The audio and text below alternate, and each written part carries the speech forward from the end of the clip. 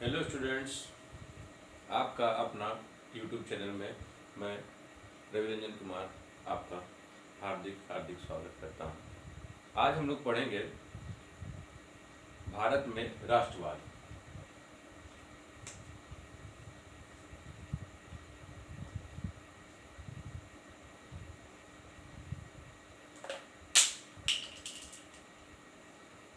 भारत में राष्ट्रवाद पहले इसके पहले जो चैप्टर हमने पढ़ा यूरोप में राष्ट्रवाद, उसमें हमने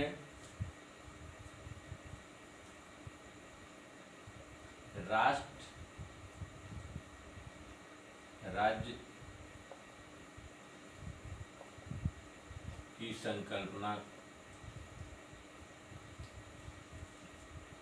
संकल्पना को समझने का प्रयास किया है। इस अध्याय में हम पढ़ेंगे भारत में राष्ट्रवाद के उदय किस प्रकार से होता है। हमारा जो चैप्टर आपका है अध्याय 2 में राष्ट्रवाद की संकल्पना ब्रिटिश औपनिवेशिक के बाद शुरू होता है, अर्थात 1920 में जब गांधी जी के द्वारा असहयोग आंदोलन किया जाता है। असहयोग आंदोलन महात्मा गांधी जी का भारतीय राजनीति में प्रवेश 1917 में सर्वप्रथम चंपारण विद्रोह के द्वारा शुरू हो जाता है। सबसे पहले उनके द्वारा 1917 में चंपारण विद्रोह। चंपारण विद्रोह आखिर था क्या? ये वहाँ के स्थानीय किसानों के द्वारा अंग्रेजों के विरुद्ध किया गया एक आंदोलन था, जिसे 3 कठिया आंदोलन भी कहा जाता है। 3 कठिया आंदोलन। 3 कठिया अर्थात 20 कट्ठे की जमीन में 1 बीघे, जो 20 कट्ठे की जमीन होता है उसे 1 बीघा बोला जाता है। 3 कट्ठे की जमीन पर आपको नील की खेती करना अनिवार्य अंग्रेजों द्वारा कर दिया जाता है। नील की खेती अनिवार्य। तो इसमें किसानों को क्या परेशानी थी? इसमें किसानों को परेशानी थी कि नील की खेती अगर लगातार खेतों में की जाती है तो वो जो खेत लगातार खेती के कारण वो जो खेत बंजर हो जाते हैं। इसलिए किसान इस 3 कठिया आंदोलन का विरोध कर रहे थे, जिसका नेतृत्व गांधी जी ने किया। और इसके बाद उनके द्वारा 3 और छोटे छोटे आंदोलन किए गए। खेड़ा सत्याग्रह,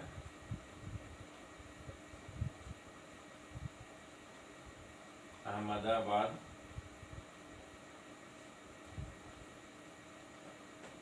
मिल आंदोलन।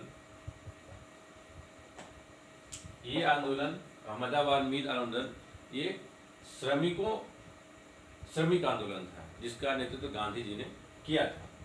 इसके बाद अखिल भारतीय स्तर पर गांधी जी के द्वारा नेतृत्व करने का सर्वप्रथम असहयोग आंदोलन में उन्हें प्राप्त हुआ।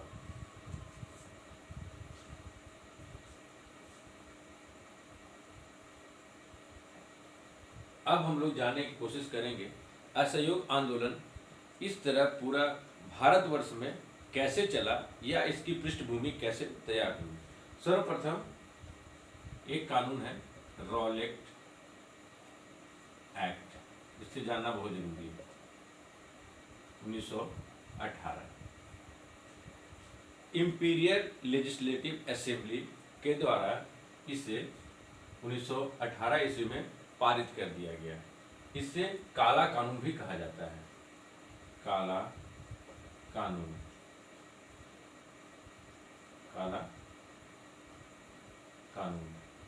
इसके अंतर्गत किसी भी व्यक्ति पे बिना आरोप सिद्ध के 2 वर्षों तक सजा का प्रावधान किया गया था। 2 वर्षों तक। सजा का प्रावधान।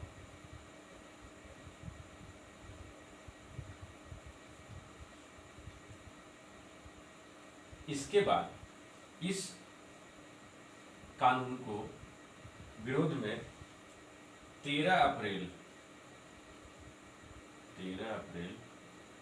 1919 में अमृतसर के जालियांवाला बाग में हजारों की संख्या में लोग जुटे और जिसे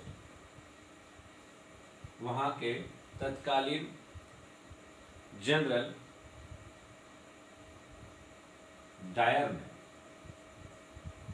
ने उस बाग में जाकर, जिसके मुख्य द्वार सिर्फ एक ही था और वो भी काफी संकीर्ण था, और वहां जाकर अंधाधुंध गोलियां चलाई, जिसके कारण सैकड़ों भारतीयों की मृत्यु हो गई। इसके कारण समस्त भारतवर्ष में आंदोलन हुए और उत्तर भारत में विशेष रूप से ये आंदोलन, इसके विरोध में विरोध प्रदर्शन हुए और ये आंदोलन काफ़ी हिंसक हुआ, जिसे गांधी जी ने इस आंदोलन को वापस ले लिया कि इसे विरोध नहीं करना है। इसके बाद एक दूसरा जो तैयार हुआ, खिलाफत आंदोलन। खिलाफत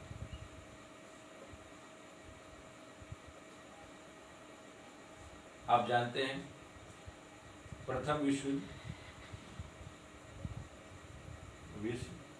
युद्ध 1914 से 18 तक चला, जिसमें दो गुट, जिसमें प्रथम गुट में ब्रिटेन, फ्रांस, रूस, द्वितीय में जर्मनी, ऑटोमन साम्राज्य अर्थात तुर्की, ऑस्ट्रिया, हंगरी इत्यादि देश शामिल थे। इस युद्ध में ये प्रथम गुट की विजय होती है, ये गुट जीत जाता है, जिसके फलस्वरूप और भारत में आप जानते हैं, भारत में उस समय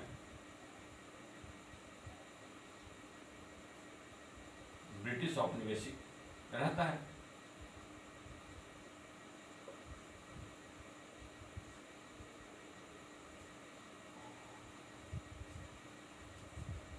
तत्पश्चात ब्रिटेन, फ्रांस और रूस के विजय होने के कारण यहाँ पर ऑटोमन तुर्की के सम्राट, जिन्हें खलीफा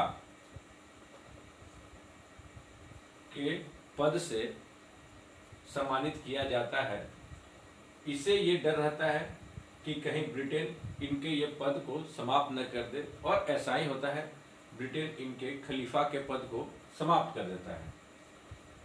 और इसके कारण भारतीय मुसलमानों में भी, इस पद के समाप्त करने के कारण भारतीय मुसलमानों में भी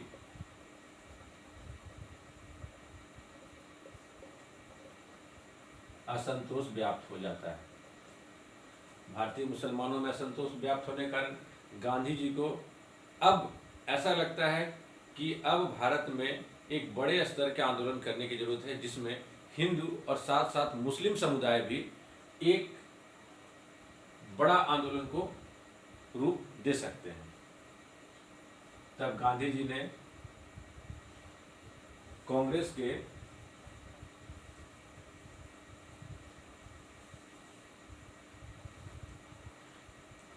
नागपुर अधिवेशन में, नागपुर अधिवेशन 1920 में आंदोलन को चलाने की, अर्थात आंदोलन को किस रूप में चलेगा इसके लिए प्रस्ताव पारित कर देते हैं। और ये आंदोलन किन रूपों में चलता है, इसे जरा जानना जरूरी है। इसमें समस्त श्रमिक, मजदूर, किसान, मध्यम वर्ग एवं महिलाएं भी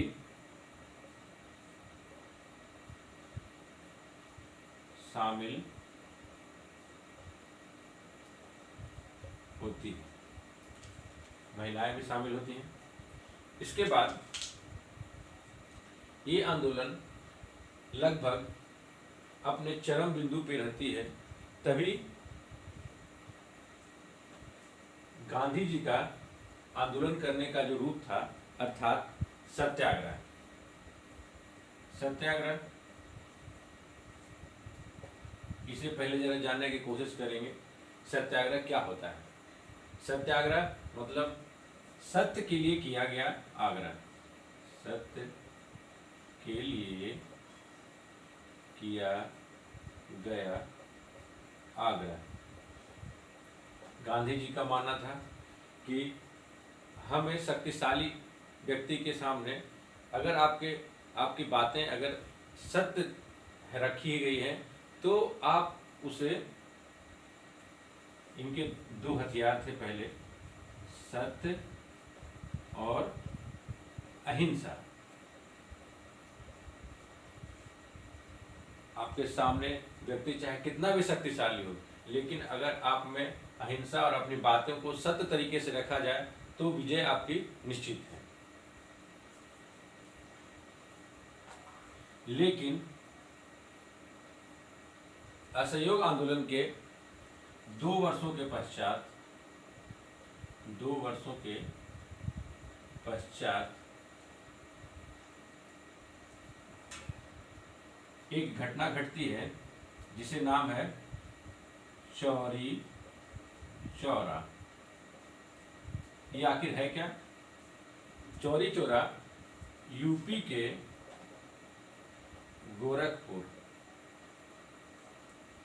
गोरखपुर जिले में एक चौरी चौरा एक जगह है जहाँ पर एक भीड़ जाती रहती है और वहाँ की भीड़ इतनी उग्र हो जाती है कि चौरी चौरा थाने को जला देती है और वहाँ के जो पुलिसकर्मी रहते हैं उनकी हत्या कर दी जाती है। इस कांड से, इस घटना से गांधी जी काफ़ी क्षुब्ध होते हैं और अंततः असहयोग आंदोलन को वापस ले लेते हैं। असहयोग आंदोलन वापस ले लेते हैं।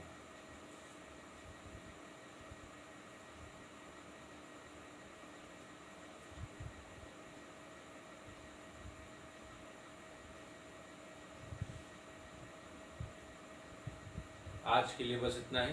फिर मिलते हैं नेक्स्ट वीडियो में सविनय अवज्ञा आंदोलन के साथ। धन्यवाद।